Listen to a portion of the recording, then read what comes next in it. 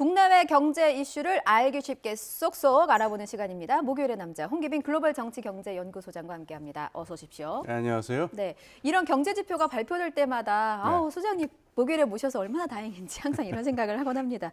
미국 연준이 기준금리 인상을 단행했어요. 0.5%포인트 빅스텝인데 요거는 이제 예상을 했던 부분인 거예요? 예, 그렇죠. 그러니까 그 0.75로 그 네 번 그러니까 자이언트 스텝이라고 우리나라에서 부르죠. 예. 이걸 네 번을 가지 않았습니까? 그래서 요번 그 올해 말에는 0.5% 이렇게 갈 거다. 이건 뭐 많이들 예측했던 바입니다. 예. 그런데 내년 최종 금리 전망치가 5.1%로 올랐어요. 예. 금리 인상 폭은 좀 줄였는데 예.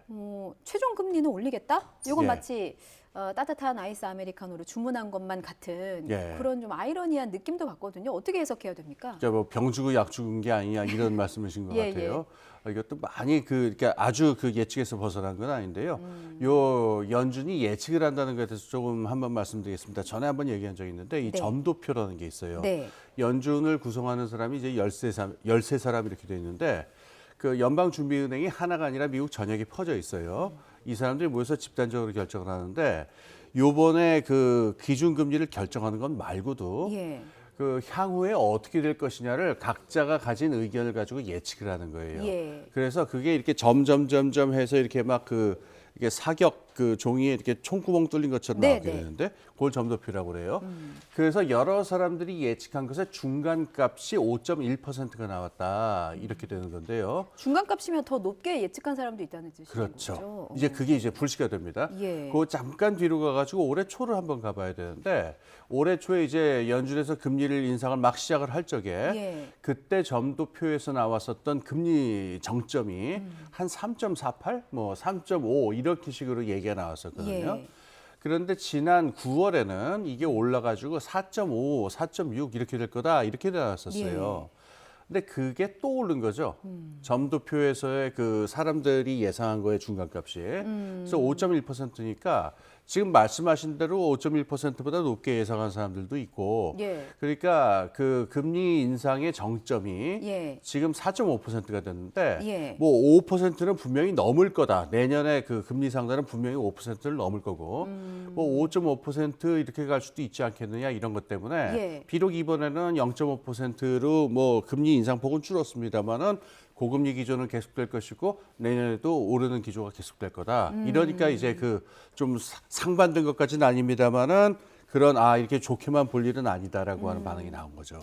파월 의장의 발언이 네. 소장님 말씀하신 그 연장선상인 것 같아요. 점도표를 언급을 한 것 같아요. 위원 네. 19명 중 17명이 내년 최종 금리를 5% 이상으로 적었다. 그게 지금 우리의 평가다. 예. 근데 소비자 물가지수 그래프 보면 저도 얼마 전에 뉴스한 기억이 나는데 이렇게 삼각형으로 산 모양이었거든요. 예. 5개월 연속으로 좀 잡히고 있는 듯한 모양새인데 네. 왜 금리는 계속 오르는 건지 이 행간을 좀 짚어주실 수 알겠습니다. 있으실까요? 예. 지금 말씀하신 대로 그 물가 인상률이 많이 둔화가 된 것 같아요. 예. 그러니까 저번에 7.1%가 나왔는데 7.3% 이렇게 작년 대비로 해가지고 그렇게 나왔는데 예측한 게 7.3%였으니까 예. 뭐 계속 그러니까 물가 인상률이 조금씩 잦아드는 건 맞습니다. 근데 우리가 주의해야 될 게 있는데 물가 인상률이 낮아든다라고 하는 게 물가가 안 오른다는 건 아니에요. 그렇죠. 이게 이렇게 작년 요때에 비해서 그렇죠. 7.1% 그 오른. 인상률의 인상률이 줄어든다는 것뿐이지 예. 계속 되고 있으니까. 그렇죠. 요게 그 사람들의 인플레 심리가 확실하게 이렇게 산불도 우리가 끌 때 그냥 꺼지는 게 아니라 이렇게 밑을 뒤집어 가지고 확실하게 꺼진 불도 꺼야 다시 되잖아요. 보자. 그러니까 이제 그 파월 의장이 하는 발언이 기대 인플레이션이나 현실 인플레이션이 2%로 내려갈 때까지는 이 금리 인상 기조를 유지해야 되는 거니까 당분간 우리는 그 이렇게 금리를 내릴 거다라는 생각은 당분간 꿈꾸지 않는 게 좋다. 최소한 워딩으로라도 이렇게 강하게 우리는 발본색원하겠다라는 얘기를 하는 거죠. 그러니까 지금 당장 물가 인상률이 꺾였다고 해서 바로 금리가 내려간다 이렇게 보실 수는 없고 내년에도 그 고금리 기조 이게 아니라 백두산처럼 쭉 올라가는 게 아니라 예. 개마고원처럼 일정한 높이가 쭉 상당 기간 지속되는 거를 예측을 하셔야 됩니다. 제가 조금 전에 꺼진 불도 다시 보자라고 끼어들었는데 네. 지금 상황이 꺼진 불은 아니라 꺼지는지 지켜보자. 이런 수준인 것 같네요. 그렇죠. 그죠? 예. 꺼지는지 지켜보자. 그럼 예. 파월 의장이 얘기한 인플레이션 목표치가 이제 말씀하신 것처럼 2%잖아요. 예, 근데 예. 전 여기서 의문이 드는 게 아니 그럼 대체 2%는 어떤 수치길래 이게 기준점이 되는 건가라는 의문이 하나가 들고 두 번째는 그럼 도대체 언제 2%에 도달할까? 예, 뭐 예. 이런 궁금증이 좀 듭니다. 제 기억이 나는데 97년에 제가 그 캐나다를 유학을 갔을 적에 예. 그 집에 그 렌트 그 이게 저 부동산 이 아파트를 빌리니까 거기 뭐라 나왔냐면은 매년 2% 인플레이션은 감안하셔야 됩니다. 이렇게 나와 있어요. 예. 그러니까 2% 인플레이션은 하나의 그 기준이다, 하나의 규범이다라고 생각한 지는 굉장히 오래됐는데 말씀하신 대로 그게 어디서 나온 숫자냐라고 하면 별 근거는 없어요. 근거는 없는데 근거가 예, 그냥 이 정도면 적당하지 않겠느냐. 너무 심하지도 않고 또 인플레이션이 너무 없어도 문제거든요. 이게 경기가 죽는다는 얘기니까. 예. 그래서 지금은 2%로 되돌아가야 되는 게 너무 이렇게 좀 강박관념처럼 보이는 게 아니냐 싶으니까 사람들이 에이, 현실적으로 2%가 너무 힘든 것 같으니까 이 기준치를 3%로 좀 올리는 게 어떠냐라는 얘기가 지금 나올 정도예요. 그러니까는 지금 그 2%라는 숫자 자체도 좀 논란의 여지가 있는 셈이죠. 저만 의문이 있는 게 아니군요. 그렇죠. 왠지 위안이 좀 되는 것 같기도 하고. 뉴욕 증시도 널뛰기를 했습니다. 일단 빅스텝 소식이 전해지니까 막 올랐다가 최종 금리는 인상하겠다. 요거 발표되면서 또 훅 꺼졌거든요. 예, 예. 이게 요 부분에 있어서는 시장이 좀 예측은 못했나 보죠. 꼭 그렇게 말할 수는 없고요. 예. 이게 점도표가 이렇게 나올 거다라는 얘기는 얼마 전에 그 파월 의장이나 이 사람이 암시를 했었어요. 예.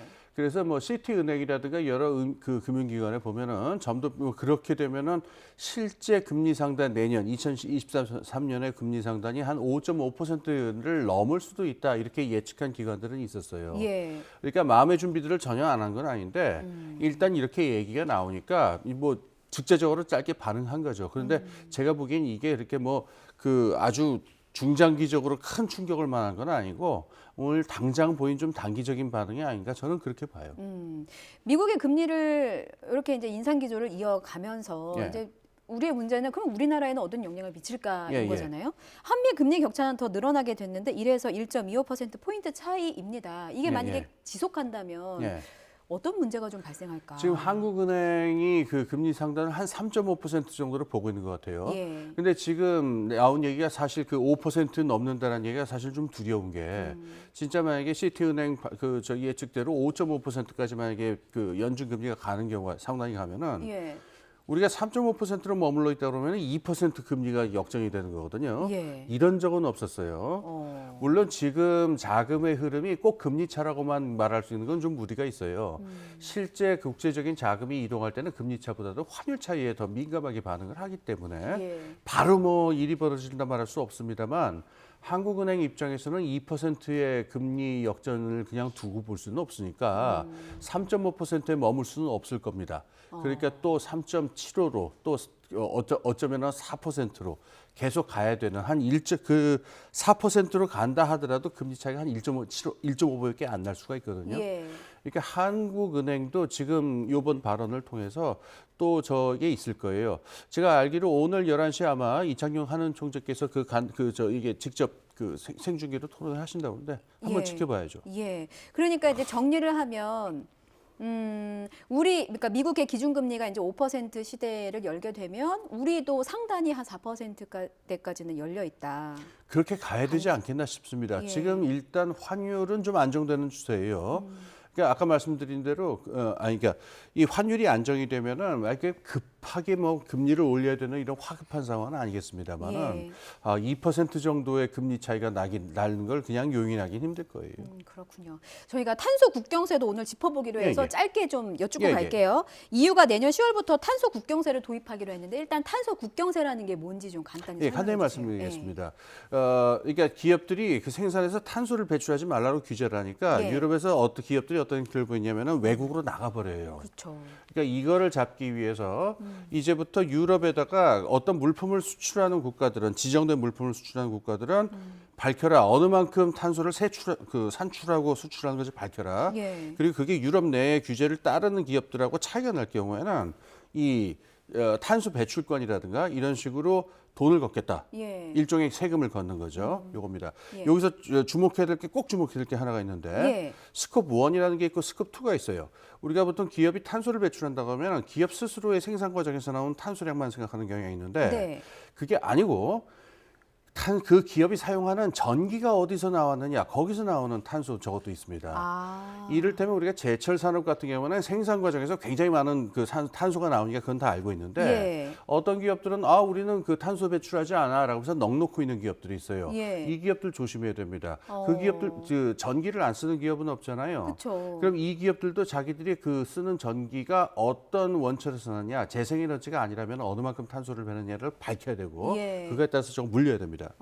그래서 이번에 그 탄소 국경세가 되면서 문제가 되는 거는 생산 과정 그 공정을 개혁해야 되는 것도 있지만은 에너지 원천을 빨리 재생에너지 RE100이라고 하죠 많이 예. 그 재생에너지를 빨리 전환해야 되는 이런 짐까지 우리가 걸머지게 된 겁니다. 아, 그렇군요. 과제가 산적한데 일단 당장 우리 기업이 얻게 될 피해가 예. 좀 상당할 것 같아서 예. 그게 얼마나 될지 또 이 부분들을 좀 정부가 적극적으로 대처해야 된다는 주문도 있는데 어떤 식으로 좀 해결을 하면 좋을지 방향 좀 제시해 주세요. 나와 있는 추사는 이런 게 있어요. 예. 그러니까 우리가 미국도 지금 이걸 하려고 그러거든요. 미국하고 유럽이 동시에 이걸 했을 때 우리나라 그 수출이 받게 되는 타격이 한 8조 1천억 원 정도가 될 거다라고 하는 거였어요. 예. 근데 이번엔 지금 유럽만 지금 이렇게 한다고 나왔는데 내년부터 네. 유럽만 이렇게 할 경우에는 한 4조 5천억 정도가 수출업 전체에서 마이너스가 될 거다라고 하는 거예요. 뭐 이렇게 적은 돈이라고 말할 수 없습니다. 그렇죠. 그뿐만 아니라 요걸 좀 조심해야 되는데 우리나라가 지금까지도 자꾸 이런 거 나오면은 늦춰달라, 유예해달라라는 얘기를 했었는데 네. 그런 소극적인 자세를 좀 벗어날 때가 됐습니다. 얼마나 더 적극적이어야 하는 겁니까? 우리가 선도국으로 나서야 될 때인 게 예. 이건 단순히 도덕적인 차원의 문제가 아니고요. 지금 세계 경제의 규범 자체가 바뀌기 때문에 예. 이 부분에서 선도적으로 모범적으로 치고 나가는 쪽이 산업에서나 또는 ESG에서나 훨씬 우위를 점할 수가 있어요. 그러니까 우리나라 기업도 그렇고 국가도 그렇고 이거 마지못해 따라간다. 어떻게 그 저 합격점만 턱걸이로 넘기자 이런 태도를 벗어나서 이번 기회에 좀 확실하게 모범적인 타세로 앞장서서 나겠다. 이게 훨씬적인 저는 더 미래적인 태도다 이렇게 예. 생각합니다. 앞장서는 게 미래적인 태도이기도 하고 국익에도 또 예, 도움이 저는 되는 그렇게 부분이기도 생각합니다. 하고 네, 예. 이 부분까지 정리했습니다. 지금까지 홍기빈 글로벌 정치경제연구소장님과 함께했습니다. 오늘도 고맙습니다. 네, 감사합니다.